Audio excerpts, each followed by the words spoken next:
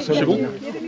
Comme nous avons la possibilité de découvrir une exposition de crèche à l'église de cette commune, nous allons donc vous faire une approche sur l'origine de celle-ci.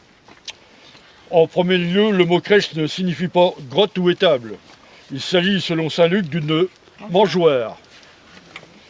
Si Noël est fêté le 25 décembre depuis le IVe siècle, la première crèche date de 1223. C'est à cette date que François d'Assise créa une crèche vivante avec une mangeoire, un bœuf et un âne. Dans cette grotte appelée la chapelle de la crèche, le bœuf représente le bétail de Joseph et l'âne la monture de la Vierge. Si la première crèche vivante est d'Italie, la première crèche non vivante date de la même époque, en 1252. C'est en Allemagne qu'elle a vu le jour.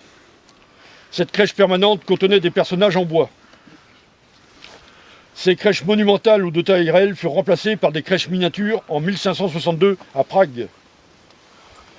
C'est pendant la période interdite après la Révolution que les crèches se multiplièrent dans les maisons aisées.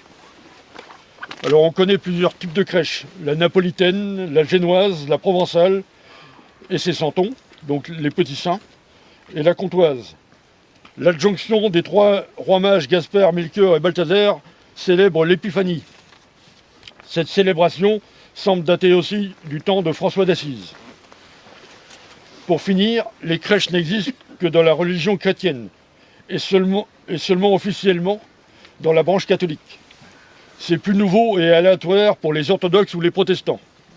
Pour les anglicans ou les évangéliques, il n'en est pas question. Alors, tout à l'heure, vous pourrez voir environ 80 crèches miniatures venant de divers continents.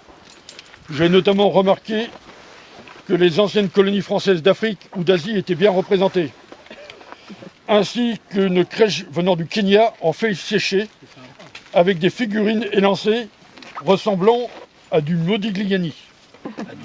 Modigliani, le peintre. Donc c'est très élancé, voilà. Mais c'est en relief. C'est pas de. Voilà.